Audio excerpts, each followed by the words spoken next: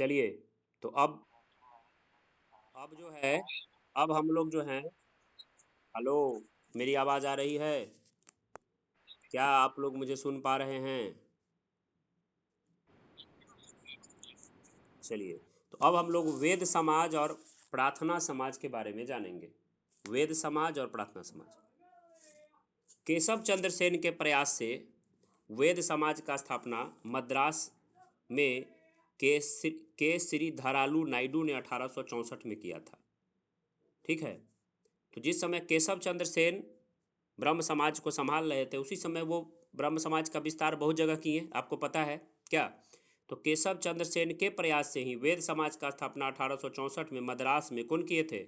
श्री धरालू नायडू। कई बार एग्जाम में पूछा है। ठीक है। जो वेद समाज का स्थापना मद्रास में कौन किए? तो धरालू नायडू किए। धरालू नायडू। ठीक है। और जानते हैं इस वेद समाज को दक्षिण भारत का ब्रह्म समाज कहा गया। क्या कहा गया इसको? दक्षिण भारत का ब्रह्म समाज। ठीक है, इतना ही इसके बारे में जानिए। फिर 1867 में बम्बई में डॉक्टर आत्माराम पांडुरंग ने प्रार्थना समाज का स्थापना किया। एकदम ध्यान देना है, प्रार्थना समाज कब हुआ स्थापना? 1867 में। कौन किए? प्रार्थना कीजिए भगवान का, या तो नहीं कीजिए, कीजिए तो कथी से कीजिए? आत्मा से कीजिए। आत्मा राम पांडुरंग, याद हो गया? 1867 में आत्मा राम पांडुरंगा प्रार्थना समाज का स्थापना कहाँ करते हैं? बम्बई में करते हैं। देखते हैं हीरो सबको कैसे एकदम भगवान का पूजा करते रहता है आत्मा से एकदम। हम्म। देखते हैं फिल्म में, तो बम्बई में ना होता है शूटिंग जी। आत्मा से पूजा करता है प्रार्थना समाज 1867 में आत्मा राम पांडुरंगा। रट जाइए इन चीज़ों को। ठीक है। वेद समाज मद्रास में कौन किए? ठीक है, इस सबको याद रखना है। दक्षिण भारत का ब्रह्म समाज। ठीक है। आत्मा समाज का स्थापना हो गया। इसी इनके सहयोग के कारण प्रार्थना समाज को काफ़ी ख्याति मिली। कौन कौन? प्रार्थना समाज का स्थापना आत्माराम पांडुरंगा किए। ठीक है। लेकिन इसमें महादेव गोविंद रनाडे का भी बहुत बड़ा योगदान रहा। महादेव गोविंद रनाडे, याद रखिए। कभी आत्माराम पांडुरंगा अगर गायब कर दिया तो ये भी लगा सकते हैं आंसर। क्या लगा सकते हैं? महादेव गोविंद रनाडे।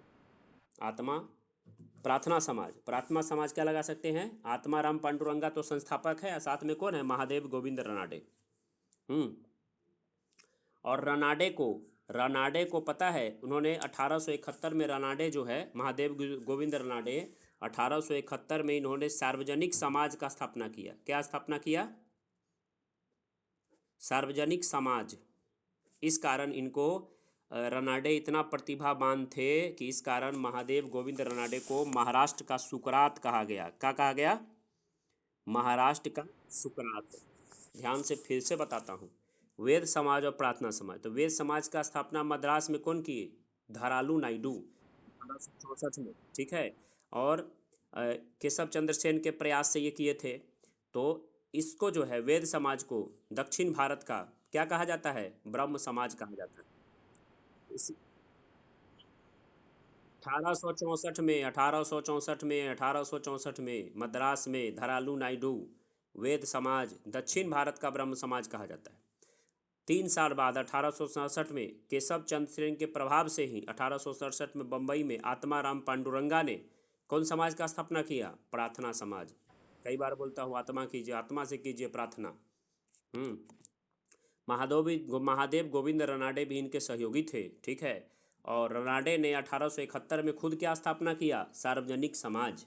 1871 में रनाडे ने क्या किया? सार्वजनिक समाज। रनाडे को क्या कहा जाता है? महाराष्ट्र का सुकरात। प्रार्थना समाज ने दलितों, अछूतों, पिछड़ों और पिछड़ियों पीड़ितों के दशा और दिशा में सुधार हेतु दलित जाति मंडल समाज सेवा संघ बनाने का भी काम किया। ठीक है। और दक्कन शिक्षा सभा का गठन किया। दक्कन एजुकेशन सोसाइटी 1884 में महादेव गोविंद रनाडे को ही बाद में पूना फर्ग्यूसन कॉलेज कहा गया। मतलब दक्कन एजुकेशन सोसाइटी जो हुआ उसका स्थापना 1884 में कौन किए? महादेव गोविंद रनाडे। महादेव गोविंद रनाडे 1871 में क्या किए? सार्वजनिक समाज का स्थापना। इनको महाराष्ट्र का सुकरात कहते हैं ना। दक्कन एजुकेशन सोसाइटी कब बनाए? दक्कन एजुकेशन सोसाइटी 1884 में, ठीक है। और इसी दक्कन एजुकेशन सोसाइटी का नाम बाद में पूना फर्ग्यूसन कॉलेज पड़ गया। क्या पड़ गया? Poona Fergusson college. और आपको पता है कि महाराष्ट्र और गुजरात भारत के पश्चिम में पड़ता है, इसलिए रनाडे को पश्चिम भारत में सांस्कृतिक पुनर्जागरण का अग्रदूत कहते हैं। रनाडे को पश्चिम भारत में क्या कहते हैं? सांस्कृतिक पुनर्जागरण का अग्रदूत कहते हैं। रनाडे ने विधवा विवाह को और अधिक प्रचारित करने के लिए 1891 में महाराष्ट्र में विडो रीमैरिज एसोसिएशन का स्थापना किया। उनके सहयोगियों में धोंदो केशव कर्बे ने 1899 में विधवा आश्रम संघ का स्थापना पूना में किया, जहाँ विधवाओं को आत्मनिर्भर बना करके जीवन की नई दिशा में उनको उत्साहित किया जाता था, ठीक है। और 1893 में एक विधवा से विवाह भी किए थे। कर्बे जो थे फर्ग्यूसन कॉलेज के अध्यापक थे, ठीक है।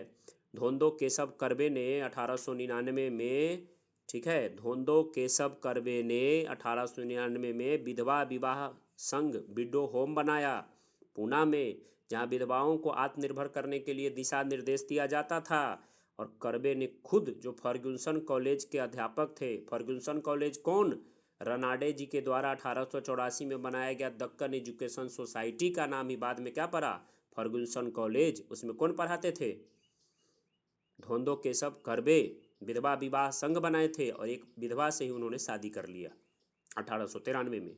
और स्त्री शिक्षा के लिए श्री कर्बे ने 1916 में बम्बई में प्रथम भारतीय महिला विश्वविद्यालय बनाया। पूछेगा, जब बम्बई में प्रथम भारतीय महिला विश्वविद्यालय कौन बनाया 1916 में? तो धोंदो केशव कर्बे बनाए, धोंदो केशव कर्बे बनाए, ठीक है। 1901 में महादेव गोविंद रनाडे की मृत्यु हो गई। रनाडे ने अपनी आस्तिकता संबंधी विचार अपनी पुस्तक एक आस्तिक की धर्म में आस्था, महादेव गोविंद रनाडे जी की पुस्तक का नाम क्या है? एक आस्तिक की धर्म में आस्था में व्यक्त किया। और आपको पता है कि महादेव गोविंद रनाडे किनके गुरु थे? गोपाल कृष्ण गोखले के गुरु थे। गोपाल कृष्ण गोखले के गुरु थे। महादेव गोविंद रनाडे किनके गुरु थे? गोपाल कृष्ण गोखले के गुरु थे। और गोपाल कृष्ण गोखले गांधी जी के राजनीतिक गुरु थे। गोपाल कृष्ण गोखले किनके राजनीतिक गुरु थे? गांधी जी के। और गांधी जी के